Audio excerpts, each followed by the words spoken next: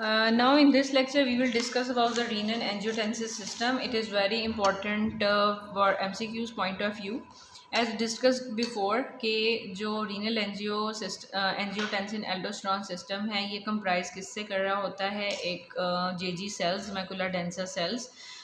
इसमें जो किडनी के ऊपर हम लोग पहले स्ट्रक्चर पढ़ चुके हैं कि कौन कौन से स्ट्रक्चर के अंदर जेजी सेल्स कहाँ से बनते हैं. मतलब ये मॉडिफाइड स्मूथ मसल सेल्स होते हैं. एफरेंट आर्ट्रियोल के मैकुलर डेंसा जो है वो सोडियम क्लोराइड सेंसिंग सेल्स होते हैं डिस्टल कॉन्वोलेटेड टिब्यूल के.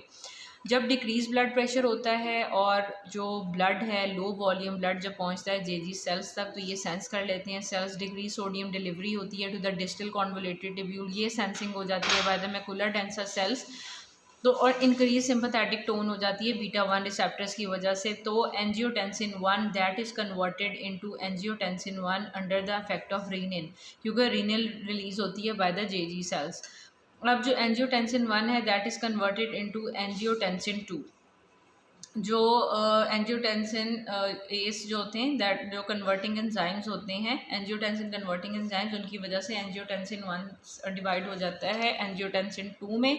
और इनके मेन इफेक्ट्स होते हैं ये 6 मेन इफेक्ट्स होते हैं. सबसे पहले जो एंजियोटेंसिन 2 है it act on the angiotensin 1 receptors on the vascular smooth muscles और ये वेजो कंस्ट्रिक्शन कर देता है और बीपी को इंक्रीज कर देता है.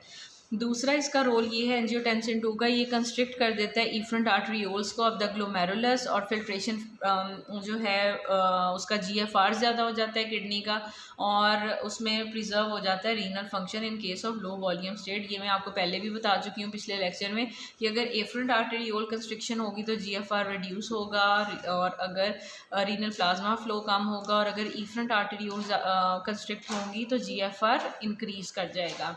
Next is the aldosterone. जो एल्डोस्टेरॉन है इसके अंदर इंक्रीज सोडियम चैनल्स जो है इसको इंड्यूस कर देता है और sodium potassium pump insertion in the principal sales.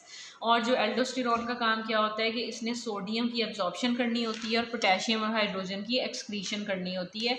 So there is the upregulation of principal cell potassium channels and the intercalated hydrogen ATPase. पिछले लेक्चर में हम मोहम्मद